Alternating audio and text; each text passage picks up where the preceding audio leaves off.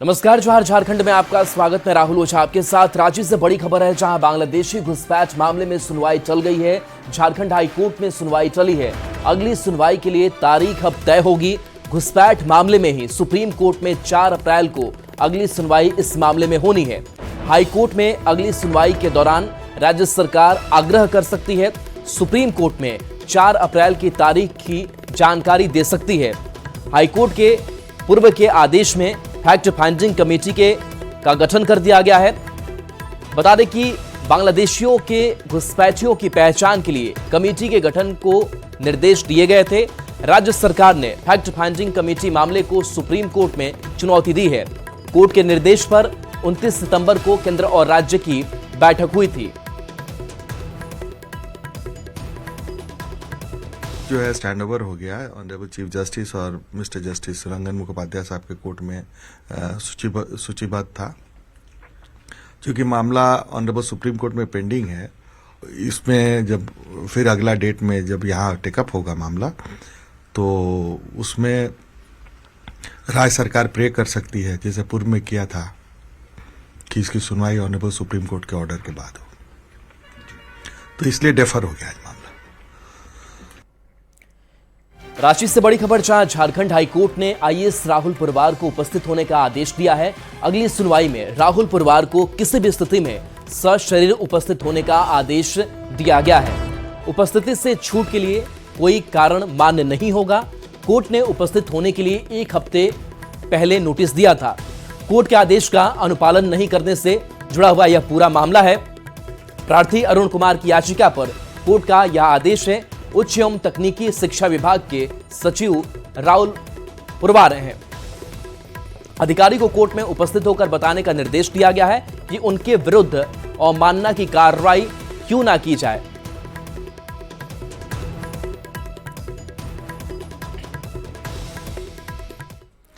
और बड़ी खबर रांची से है, जहां SC/ST थाना में राहुल गांधी और सोनिया गांधी के खिलाफ लिखित शिकायत दर्ज कराई गई है, जिसमें राष्ट्रपति द्रौपदी मुर्मू के प्रति कथित आपत्तिजनक टिप्पणी करने का सोनिया गांधी राहुल गांधी पर आरोप लगाया गया है।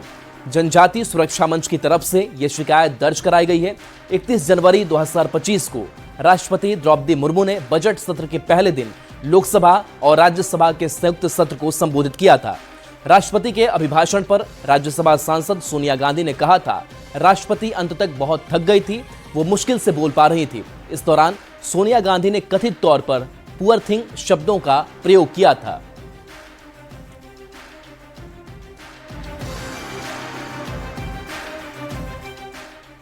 कांग्रेस नेता सोनिया गांधी और नेता प्रतिपक्ष राहुल गांधी के खिलाफ रांची ST/SC थाने में लिखित शिकायत पर कांग्रेस ने सफाई दी है। प्रदेश प्रवक्ता सुनाल शांति ने कहा है कि सोनिया गांधी ने राष्ट्रपति को ठेस पहुंचाने जैसी कोई भी बात नहीं की है। बीजेपी के पास कोई मुद्दा नहीं है, इसलिए इस मामले को जानबूझकर तूल दिया जा रहा है। और एक महिला दूसरी महिला का अपमान कर ही नहीं सकती, वो भी सोनिया गांधी जैसी महिला, जो एक भद्र महिला है। आज तक देश में कभी भी उनके ऊपर आरोप नहीं लगा, चाहे वो पक्ष के लोग हों या विपक्ष के लोग हों, कभी किसी भी चीज के लिए उन पर आरोप इस तरह का नहीं लगा। और ये मामला सिर्फ भाजपा के बीच में है, उनके अपने दलों के अपने कार्यकर्ताओं के बीच में है, उनके अपने समर्थकों के बीच में है। वो जबरदस्ती आज पूरे देश में उनके सामने कोई मुद्दा नहीं है कि वो किस इशू पर लेके चले। और गुमला से बड़ी खबर, जहां ओडिशा में 14 करोड़ रुपए की लूट मामले में एक्शन हुआ है। भरनों से 2 आरोपी गिरफ्तार किए गए हैं। आरोपी से 27,50,000 रुपए बरामद किया गया है। शराब भट्टी पर लूट की घटना को अंजाम दिया गया था। अब तक 6 आरोपी इस मामले में गिरफ्तार किए जा चुके हैं। तो ओडिशा में 14 करोड़ की लूट का मामला सामने आया था और इस मामले में एक्शन लिया गया है। भरनों से 2 आरोपी गिरफ्तार किए गए हैं और अब तक 6 आरोपी गिरफ्तार किए जा चुके हैं।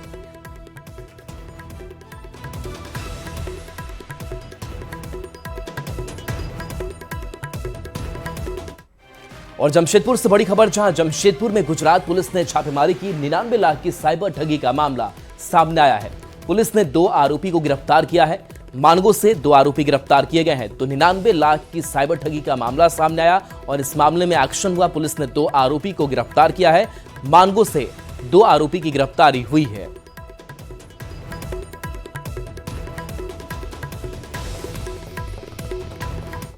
दुमका में जेएमएम की स्थापना दिवस समारोह के दौरान केंद्र से बकाया राशि की मांग भी उठी है। विधायक कल्पना सोरेन ने बकाया राशि नहीं देने पर हूल यानी आंदोलन करने की बात कही। जेएमएम प्रवक्ता मनोज पांडे ने कहा कि केंद्र को हर हाल में झारखंड की बकाया राशि 1,36,000 करोड़ रुपए लौटाने होंगे। सुप्रीम कोर्ट में भी मामला गया था, वहां से भी बोला गया कि ये पैसे झारखंड को देने चाहिए और दिया जाए। 1,36,000 करोड़ रुपया कोई मामूली रकम नहीं है। माननीय कल्पना सोरेन जी ने भी प्रमुखता से ये बातें उठाई और उन्होंने आह्वान किया कि अगर केंद्र सरकार हमारे पैसे, हमारे हक और अधिकार नहीं देती है तो एक और हूल के लिए तैयार रहिए। और हम तैयार हैं, पार्टी के निर्देश की आवश्यकता है, इंतजार है। केंद्र सरकार से जेएमएम के बकाया राशि की मांग पर बीजेपी विधायक सीपी सिंह ने जवाब दिया है। सीपी सिंह ने कहा कि राज्य सरकार को बकाया राशि को लेकर केंद्र को हिसाब देना चाहिए। बगैर हिसाब के राशि लौटाना केंद्र के लिए संभव नहीं है। केंद्र सरकार झारखंड का पैसा क्यों रखेंगे? आपका जो भी वाजिब पैसा होगा केंद्र सरकार देती ही है, वो देगी भी। लेकिन आप चाहिएगा कि ऐसे ही हम पैसा लेते रहें बिना कोई हिसाब किताब लेते रहें, तो केंद्र सरकार तो नहीं होने देगी भाई। मोदी जी की सरकार है ना, मोदी जी की सरकार में लूट नहीं चलेगा। और लूट करेंगे भी तो लूट का एक एक पैसे का हिसाब देना होगा, क्योंकि वो जनता का पैसा है। जैक यानी झारखंड एकेडमिक काउंसिल में अध्यक्ष का पद खाली है। इसे लेकर झारखंड बीजेपी अध्यक्ष बाबूलाल मरांडी ने बड़ा आरोप लगाया है। उन्होंने कहा कि राज्य सरकार लाखों छात्रों का भविष्य बर्बाद करने में लगी है और सरकार जैक अध्यक्ष पद के लिए तोल मोल करने बैठी है।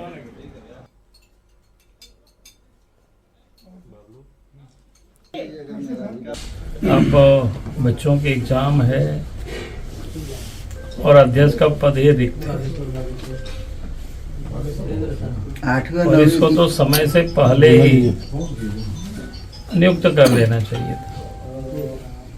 क्या लग रहा है? पता नहीं क्या कर रहा है, क्या मोल भाव हो रहा है, क्या तय हो रहा है।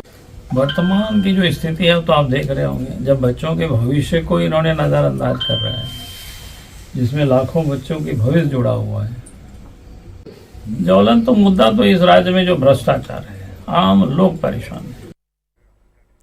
झारखंड विधानसभा चुनाव में करारी हार ने झारखंड बीजेपी को काफी चोट पहुंचाई है। हाल यह है कि बीजेपी विधानसभा में नेता प्रतिपक्ष का चयन भी नहीं कर पाई है। विधानसभा चुनाव के लिए बनाए गए प्रभारी लौट गए हैं। बीजेपी में संगठन का काम तो अटका ही है, पार्टी अभी तक विधानसभा में नेता प्रतिपक्ष का चयन भी नहीं कर पाई है। सरकार के स्तर पर नेता प्रतिपक्ष के कारण कई आयोगों और संस्थाओं में नियुक्तों का काम लटक पड़ा है। सदस्यता अभियान के साथ प्रदेश बीजेपी ने संगठनात्मक चुनाव की घोषणा कर दी है। पूर्व विधायकों का कहना है कि पार्टी की सक्रियता दिन प्रतिदिन बढ़ती जा रही है और पार्टी ने संगठन में सभी के लिए जिम्मेदारी तय की है। दरअसल बीजेपी का संगठन महापर्व चल रहा है और हारे हुए विधायक संगठन में अपनी जगह चाहते हैं। आज जिलों के चुनाव अधिकारियों की घोषणा हो गई, पर्यवेक्षक की घोषणा हो गई, तो मुझे जमशेदपुर महानगर का पर्यवेक्षक बनाया गया है। ऐसे हर जिले में लोगों की घोषणा हो गई है। मैं समझता हूँ कि समय पर चीज़ें ठीक हो जाएंगी और भारतीय जनता पार्टी फिर से एक बार उसी तेवर के साथ झारखंड में नजर आएगी। अब जब संगठन का फिर से चुनाव होगा, संगठन के जो है जिला अध्यक्ष बनेंगे, संगठन के प्रदेश अध्यक्ष बनेंगे, संगठन के राष्ट्रीय अध्यक्ष बनेंगे, उसके बाद जो है प्रदेश में दायित्व का जो सिलसिला है वो भी उसकी भी शुरुआत होगी। तो अभी बहुत कुछ कहना जल्दबाजी होगी, लेकिन मैं आपको निश्चित तौर पर यह कह सकता हूं कि भारतीय जनता पार्टी के कार्यकर्ता को भारतीय जनता पार्टी चुन के निकालती है, चाहे वो गांव में हो, कस्बे में हो, शहर में हो, और उसी के अनुरूप उनको फिर दायित्व भी दिया जाता है। और यही भारतीय जनता पार्टी की खूबसूरती है, संगठन की खूबसूरती है। अभी वर्तमान में भारतीय जनता पार्टी का संगठन महापर्व के रूप में सदस्यता अभियान चल रहा है और ये अभियान अभी इसके पश्चात संगठनात्मक चुनाव चलेंगे और चुनाव की दृष्टि से अभी मुझे रामगढ़ जिला का चुनाव पर्यवेक्षक बनाया गया है और ये बूथ स्तर से लेके मंडल से लेके जिला स्तर तक का चुनाव अभियान की अभी तिथियां तय हुई हैं, जिस कार्यशाला की तिथियां तय हुई जिसमें कार्यशाला संपन्न करना है। धनबाद में आज जेएमएम का 53वां स्थापना दिवस समारोह मनाया जा रहा है। गोल्फ ग्राउंड में कार्यक्रम का आयोजन किया गया है। सीएम हेमंत सोरेन सभा को संबोधित करेंगे। कार्यक्रम में गांडे विधायक कल्पना सोरेन सहित कई मंत्री और नेता शामिल होंगे। कार्यक्रम को लेकर ट्रैफिक रूट में बदलाव किया गया है। सोम गुरु शिबू सोरेन ने इसी धनबाद की पावन धरती गोल्फ ग्राउंड से पार्टी की स्थापना किए थे और आज ये 53वां स्थापना दिवस हम लोग मनाने जा रहे हैं और ये तैयारी अब अंतिम चरण पे है और 12 बजे से लोग आना शुरू कर देंगे। तैयारियां हो चुकी है पूरी।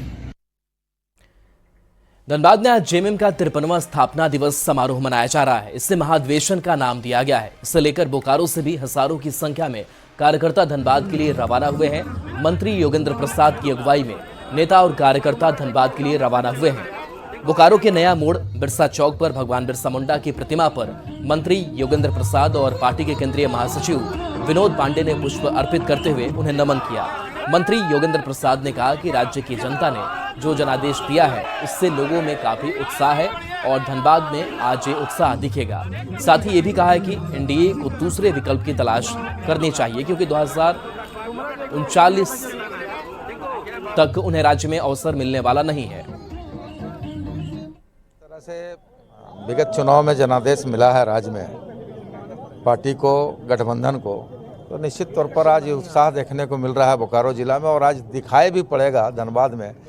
और आने वाला समय में एक संदेश जाएगा, चक्कर में कोई नहीं है, क्यों पड़े हो चक्कर में कोई नहीं है, पीछे कोई नहीं है। अब भारतीय जनता पार्टी और एनडीए के लोगों को अब कोई विकल्प तलाशने की आवश्यकता है। हम समझते हैं राज्य में अब राजनीति करने का उनको अवसर 2039 से पहले नहीं मिलने वाला। देखिए, मैसेज स्पष्ट है और पार्टी के लोगों में जो आप उत्साह देख रहे हैं, 53वां साल है ये हमारा पार्टी का। धनबाद के गोल्फ ग्राउंड में गठन हुआ था और आज 53वां स्थापना दिवस हम लोग मनाने जा रहे हैं और पार्टी के कार्यकर्ताओं के अंदर में जो उत्साह है ये इस बात का प्रतीक है कि पार्टी दिन दुना रात चौगुना तरक्की कर रहा है। जमशेदपुर में चोरों का आतंक देखने को मिल रहा है। मामला मानगो थाना और बिरसा नगर थाना इलाके का है, जहां एक ही रात में 3 घरों को चोरों ने अपना निशाना बनाया और लाखों रुपए के जेवरात और कीमती सामान लेकर चोर फरार हो गए। चोरी की पूरी घटना सीसीटीवी कैमरे में कैद हो गई है। पुलिस सीसीटीवी फुटेज के आधार पर चोरों की तलाश में जुटी हुई है। 2 बजे से लेकर के 4 बजे तक जो है कोई थेफ्ट वगैरह इन किया है, जो कि हम लोगों को मॉर्निंग में मॉनिटरिंग करने के बाद पता चला है, शॉटिंग होने के बाद, कि कुछ घरों पे जो है चोरी हुई। कितने घरों? 2 घरों पे तो पता चल रहा है कि एंट्री किया है।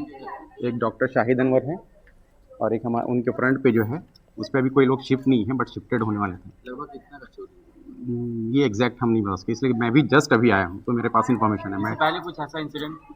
इससे पहले भी इंसिडेंट हुआ है, मेरे घर पे भी हुई थी मोबाइल की चोरी और एक मेरे पास में जो पड़ोसी है उनके घर पे भी मोबाइल की चोरी हुई थी और कुछ कैश। बड़ी खबर गुमला से है, जहां अपराध की योजना बना रहे 3 अपराधियों को पुलिस ने गिरफ्तार किया है। पुलिस ने उनके पास से हथियार और कारतूस भी बरामद किया है। गुप्त सूचना के आधार पर पुलिस ने सदर प्रखंड के कुलाबेरा पुल के पास से लूट और फायरिंग की योजना बना रहे 3 अपराधियों को गिरफ्तार किया है। अपराधियों के पास से एक देसी कट्टा, एक देसी राइफल, 8 जिंदा गोली और बाइक बरामद की गई है।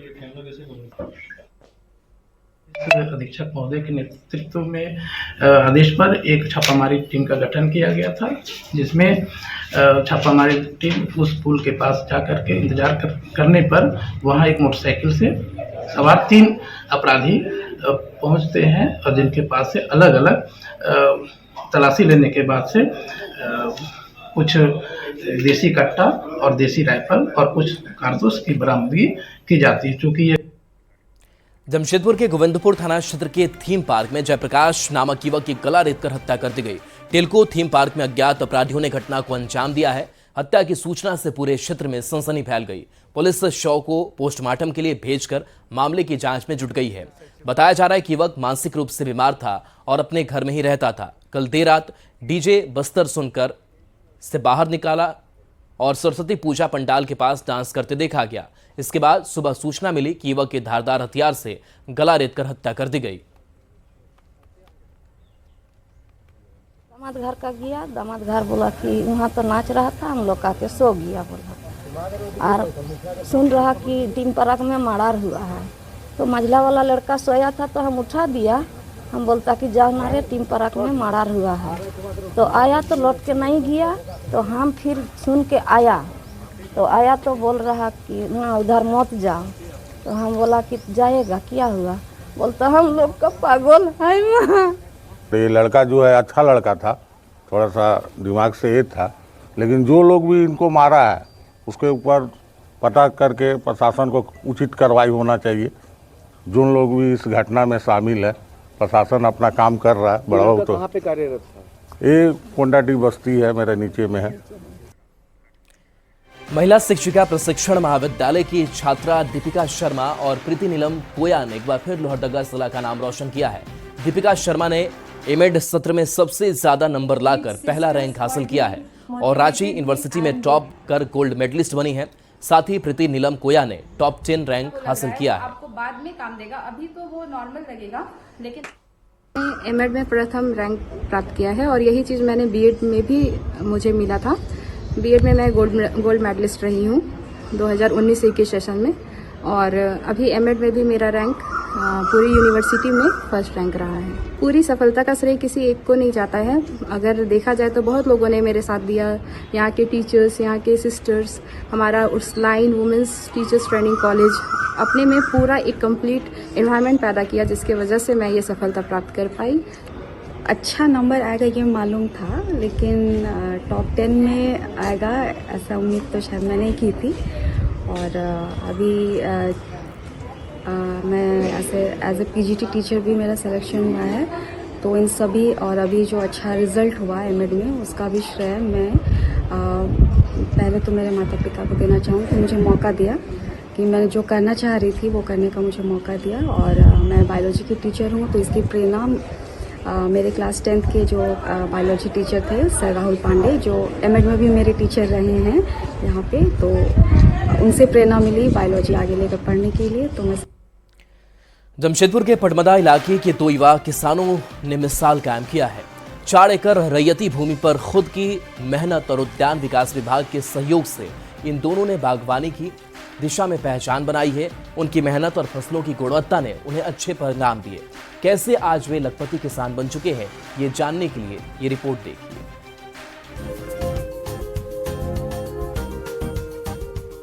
ये जो तस्वीर आप देख रहे हैं, जमशेदपुर से सटे 30 किलोमीटर दूर पटमदा क्षेत्र के गांव की है, जहां गांव के 2 युवकों ने ग्रेजुएशन करने के बाद जब नौकरी नहीं मिली तो उन्होंने कृषि विभाग का सहयोग लिया और पहली बार पटमदा की धरती पर स्ट्रॉबेरी की खेती की। और ये खेती इन लोगों के लिए वरदान साबित हुआ। आज दोनों युवकों ने क्षेत्र में किसानों के लिए प्रेरणा स्रोत बन गए हैं। अब तक पटमदा की धरती हरी सब्जियों की खेती से जानी जाती थी, पर पटमदा की धरती अब स्ट्रॉबेरी की खेती से जानी जाएगी। राज्य सरकार के कृषि विभाग द्वारा भी इन युवकों को काफी सहयोग मिल रहा है। हम बस्ती गांव से बिलोंग करते हैं। यहाँ पे मतलब पहले ये नहीं होता था स्ट्रॉबेरी यहाँ पे, मतलब कभी भी किया नहीं, पहला बार है। और मतलब इसको जिस टाइप का ये है, मतलब बिजनेस मॉडल है आपका, ये पहले हम लोग सोचे थे कि पहले भारी मात्रा में करेंगे, लेकिन हम लोग टेस्टिंग के लिए मतलब पहली बार किए। पहले तो धान और सब्जी का खेती करते थे, लेकिन अभी स्ट्रॉबेरी में आ रहे हैं, धीरे धीरे कुछ नया करने की कोशिश कर रहे हैं। इन युवाओं की खेती में मेहनत और लगन का परिणाम वर्ष 2024-25 में देखने को मिला, जब उन्हें कृषि पशुपालन एवं सहकारिता विभाग की ओर से कृषि विज्ञान केंद्र दरिसाई किसान मेले में अपनी खेती में उगी स्ट्रॉबेरी के उत्कृष्ट प्रदर्शन के लिए प्रथम पुरस्कार प्राप्त किया। स्ट्रॉबेरी की खेती और अन्य बागवानी फसलों से ये लोग 2 से 3 लाख रुपए का शुद्ध मुनाफा कमा रहे हैं। उन्होंने इस आय का उपयोग अपने बच्चों की शिक्षा और परिवार की जीवन शैली को बेहतर बनाने में किया। सही से अगर हम लोग करेंगे तो जैसे आधा एकड़ में हम लोग अगर पर डे 10 किलो से लेके चलते हैं, तो अगर हम लोग पर डे लेते हैं तो आधा एकड़ में तो 20 किलो पर डे हो जाएगा आपका 1 एकड़ में। तो 1 एकड़ में हम लोग पर डे 20 से 30 किलो तक आराम से ले सकते हैं, अगर सही से तंदुरुस्त पौधा बना सके। आप 1 एकड़ में 4 से 5 लाख आराम से कर सकते हैं। ये हम लोग अभी अपना नियर वेस्ट साक्षी मंडी जो है मार्केट में दे रहे हैं होलसेल में 400 रुपये जा रहा है। बाहर भी भेज सकते हैं, जिसके लिए हम लोग अगर मान लीजिए फ्लैक्चुएट होते रहे रेट या ड्रॉप होते रहे तो हम लोग के पास कोल्ड रूम नहीं है, उसको स्टोर भी कर सकते हैं। दूसरे किसान उससे इंस्पायर होकर इस साल वो लोग स्ट्रॉबेरी लगाए हैं और लास्ट ईयर भी जो लोग किए हैं वो लोग भी इस साल किए हैं और अच्छा उनका इनकम हो रहा है। जो अभी जो मैं देख रही हूँ वो लोग जो 250 ग्राम का जो पैकेट बनाते हैं वो इसे ये लोग 100 रुपीज़ या 80 रुपीज़ में बेच रहे हैं। अभी जैसे किसान मेला हुआ था आपका दारी सही में, वहाँ 100 रुपीज़ में 250 ग्राम में वो लोग बेच रहे थे। युवाओं द्वारा गांव के लोगों से भी अपील की जा रही है और युवाओं से भी अपील की जा रही है कि खेती छोड़कर बाहर कमाने ना जाकर वो गांव में रहकर भी अच्छी खासी खेती कर लाखों रुपए कमा सकते हैं। न्यूज़ 18 के लिए जमशेदपुर से आशीष कुमार तिवारी। देवघर में बाबा बैद्यनाथ का तिलक किया गया। लक्ष्मी नारायण मंदिर के प्रांगण में परंपरागत रीति रिवाज के अनुसार भोग, धरा, गुलाल और धान की मालियों से बाबा की पूजा हुई। उन्हें मालपुआ का विशेष भोग लगाया गया। बाबा को तिलक के रूप में अबीर चढ़ाया गया। इसके बाद बाबा का भव्य श्रृंगार पूजा की गई। इसके साथ ही फाल्गुन पूर्णिमा तक प्रतिदिन बाबा की पूजा में अबीर और मालपुआ का भोग लगेगा। शिवरात्रि को बाबा और मां पार्वती का विवाह होगा।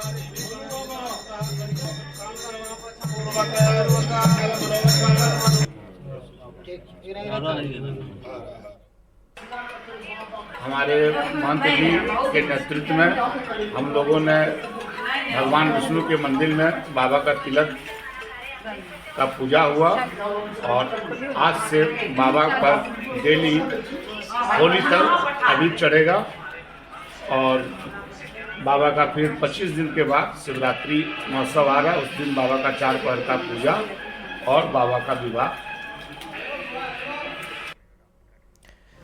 धनबाद के बागमारा के चिटाही धाम में 9 दिवसीय श्री राम महायज्ञ कार्यक्रम का आयोजन किया गया। 9 दिनों तक चलने वाले इस कार्यक्रम के पहले दिन दामोदर नदी से भव्य कलश शोभा यात्रा निकाली गई। इसमें हाथी, घोड़ा और कई राज्य के आकर्षण नृत्य के साथ शोभा यात्रा चिटाही रामराज मंदिर पहुंचेगी। मौके से ज्यादा जानकारी दे रहे हैं न्यूज़ 18 संवाददाता संजय गुप्ता। रामराज मंदिर चिटाई धाम के द्वारा महायज्ञ का आयोजन किया गया है और आज कलश यात्रा के साथ महायज्ञ का शुभारंभ हो गया है। हम रामराज मंदिर परिसर में हैं, जहां कर की मंदिर को पूरी तरीके से फूलों से सजाया गया है और साथ ही साथ यहाँ पर कई श्रद्धालु जो है तो पूजा करने आ रहे हैं। रामराज मंदिर से लेकर तिलमच्चो दामोदर नदी तक कलश यात्रा निकाली गई है। लगभग 20 से 25 किलोमीटर की दूरी तय कर कलश में जल भरकर श्रद्धालु यहां पहुंचेंगे। मुख्य यजमान के रूप में धनबाद के सांसद ढुल्लू महतो और धर्मपत्नी सावित्री देवी है। साथ ही साथ इसे सफल बनाने को लेकर सांसद के समर्थक, बागमारा विधायक के समर्थक सभी लगे हुए हैं। 4 फरवरी से महायज्ञ का शुभारंभ हुआ है, जो कि 12 फरवरी तक चलेगा। इस आयोजन में प्रवचन देने के लिए श्री रविशंकर प्रसाद आएंगे। वहीं भक्ति गीतों को समा बांधने के लिए सिंगर पवन सिंह और साथ ही साथ कवि कुमार विश्वास भी यहां शिरकत करेंगे। इस आयोजन को सफल बनाने को लेकर कई तरह की तैयारी की गई है और इसे लेकर धनबाद के इस चिटाही में पूरा माहौल राम राज्य, राम भक्ति में डूब चुका है। संजय गुप्ता, न्यूज़ 18 धनबाद। और चलिए न्यूज़ 18 बिहार झारखंड पर खबरें आपके लिए लगातार जारी है।